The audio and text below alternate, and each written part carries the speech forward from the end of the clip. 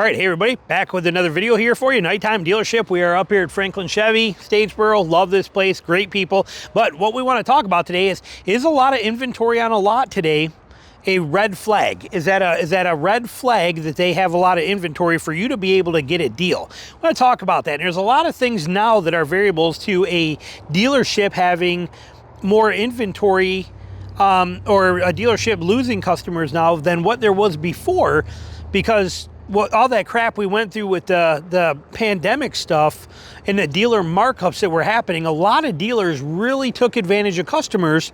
And when they did that, they lost a lot of loyal customers. Those customers at that time that were in trouble then, that had to pay dealer markups and were like, God, this is horrible. I can't believe they did this to me. I can't believe I've been treated this way. And those customers that had to deal with that, whether they bought a vehicle or did not, they know the dealers that marked them up. They know the dealers that played the game. They know this stuff. And a lot of them are refusing to go to those dealers ever again. So what was a loyal dealer maybe for the past 10 years, they were gone. And a lot of dealers don't seem to care about that because of the fact that their attitude is somebody only buys a car once every 5 to 8 years, or leases were a turnover every 3 years. That was more valuable to them. But when it came to buyers, they're like, you know what, doesn't matter, sky's falling. This whole mess is going on during 2020 and all this stuff, and then the supply shortages, and we got to do what we got to do to survive, and we're going to charge $5,000 and $10,000 up on every vehicle, and it is what it is, and you're just going to have to deal with it. And a lot of people bailed. Okay, a lot of people lost respect for those dealers. We found dealers that were like, you seen them advertising, never a markup. We won't do that to our customers. Those people gained a lot of business. They gained a lot of trust. Is that a reason now that maybe a lot of dealerships now have a lot of inventory? Is because their loyal buyers that they have been banking on for all these years are no longer buying from them because they don't want to? Could be a factor. We don't know. We got a lot of things in there that you got to consider. But then on the same note, we also have a lot of things that are dealerships that sell a lot of inventory by rollover, meaning they roll over a lot of vehicles. They move them. Okay, we were up here just 5 days ago, and 5 days ago, there was only it was actually a Canyon. The GMC Canyon, a silver one, I think it was, that we did a thing on, and that's not even here now. They got all these right here are all brand new. These were not here. Okay, none of these were here. They're here now. They're available. We got all these Colorados and a Canyon right over here that are available that were not. So this inventory is constantly rolling. These will be sold quickly here. This dealer doesn't play around, and these vehicles don't stay for long. They come in, they go out. And that's something else that you got to consider too. How fast is that dealer rolling over vehicles? How are their sales? If they're selling a lot, then that means they're rolling over a lot, which means they're going to be able to have that ability to keep their lots full because of allocation and the way that goes. So the amount of inventory on a specific dealer's lot is not necessarily telling you that they're good, bad, or that it's a red flag. Just like, normally, typically, it's better to buy from a smaller hometown type dealership, something like this, than it is to buy from some of these mega conglomerates where their dealers are, they got anywhere from 300 to 400 vehicles on one actual lot. And they're what you would call a high volume dealer. Sometimes they don't deal as much. There's all these variables that you got to take into play. And every one of them cancels the other out unless you do the research. That's the key. So what I mean by that, if you are looking to buy a new car, let's say you're going for a Colorado, those amazing Colorados, they're a little dark over there light-wise. Not horrible. We'll go back over, look at this thing right here too. So I love, that's a Blazer, but I love the new Chevy Trax. I'm real impressed with it, but we got all these Silverados sitting right here too. We got rows of Silverados. Okay, if you were looking to buy one of these, you got to do your due diligence and dive into it to see. Okay, if you see one of these like this one right here and you go, well, this one's been sitting on a lot for 100 days, that means that they're automatically going to deal on this one. Not necessarily true. This one is not. Like I said, it's a good dealer, but the dealer may not be letting this move, and it might sit here for 100 days because they're not dealing on it. not because there's a problem or not because they're not selling. And so if you see, well, it's been on a lot for 100 days, I should be able to get a good deal on it. Maybe the reason it's sitting on a lot is because they won't give a good deal on it, okay? See what I'm getting at? You have to research that and see what they're doing with other ones. Now, what about this one? If you're looking at this one here and you pull this one up online and it's only been on a lot for 30 days and it still hasn't moved, and you can look at these and you can see the price fluctuations when you search them online, especially like on Auto Trader and things like that, and you can identify what the trend of that vehicle is, okay, what it's done price-wise. If they brought it down, if they upped it, did they take it above MSRP, then lower it back down? You can see what they do.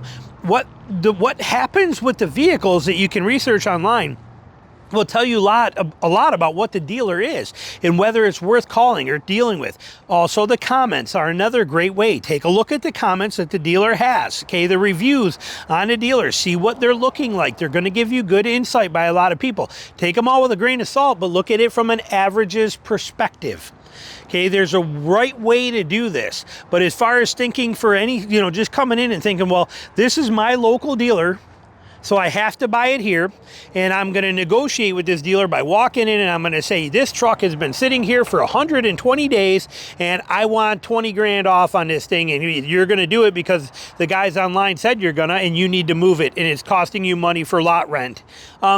They might turn around and say, no, we're not gonna, and we're not gonna because there's somebody that's gonna come in and pay full MSRP for this.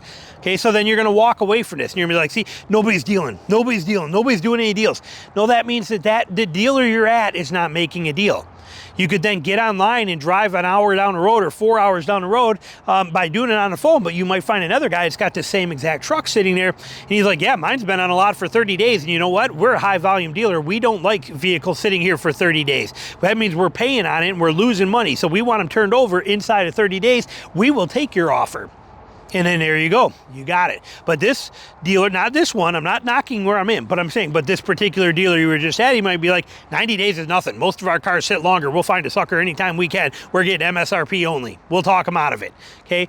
See what I'm getting at? So yes, there's dealership red flags, but there's also dealership information that can steer you away from the dealers that are red flag dealers. You have to do your math. It's not as simple as saying they got a lot of inventory, so I'm gonna get a good deal at that particular dealer. They might have a lot of inventory because they waiting on suckers that are gonna pay high dollar for the vehicle, and they know that they're coming and they're willing to sit there and pay the lot rent till it happens.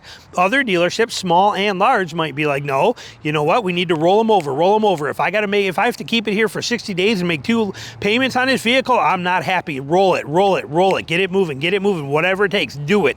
Okay, those kind of ones are the ones that you're looking for to buy from. Now, what about service? Okay, we get this question a lot. If I buy it from a different dealer 2 or 5 hours or 10 hours away, will my area, what about the service? Okay, I want to support my local dealer for service. I 100% agree with that. I will do everything in my power to not only help my local dealer with service and give them all of my business for service, I even give every local dealer I buy from a chance to match my deal. Okay, every single one of them. Okay, every chance I can, whether I was in Michigan and I was going to have to drive to Illinois down by Chicago, or if I was going to have to go to Ohio when I'm here in Georgia, and I went to South Carolina for one, went to Florida for another, and we got one all the way over just on the Alabama border of Georgia, where we ended up buying my Gladiator, was over that way. But every one of these deals that I made, I contacted my local ones here, okay, which would be Jimmy Britt for my Gladiator, Franklin for the 4Runner when we bought that, but we bought it in Michigan. But all of the stuff we do, I always contact my local dealers and say, hey, look, here's the deal. Here is the full legit deal that's happening, and I'm giving you an option to match it. If you match it, I come and get it from you right now, okay? Even this one that you got is $1,200 more with this package. I'll pay the $1,200 more, but match the originality of the deal here in the same kind of discount. If you're willing to do that, I will buy it. Never once has my local dealer in Michigan, over 39 new trucks, never once has any local dealership ever said, yes, we'll match that. Even though they say, we'll match everything. They always find a way out of it. But I always give them the chance to do that. They choose not to, so I end up traveling to get the vehicles, but I give them that option. That is the most important thing we can do. So as far as your local dealer and being loyal to your local dealer, I think it's a great thing. Be loyal to them there, not there. See the difference? There, not there. That is service. That is where they will take care of you. Loyalty in the sales room, that ends when they stop being loyal to you. When they tell you they're not going to match their price for you, that means they don't want your business as much as the other dealer does, and the other dealer wins for that. But service wins all the time. I'd rather service it local. So these are things that you need to consider and take into effect when you're buying these. Is that a 2025 right there? Is that a GMC? Is that a, let's take a look at this real quick. Sorry, not to get off topic. I'm wandering here and checking all kinds of cool stuff out. No, it's still 24 Yukon. Look at that price. Okay, people are like, oh my God, that's ridiculous, $75,000.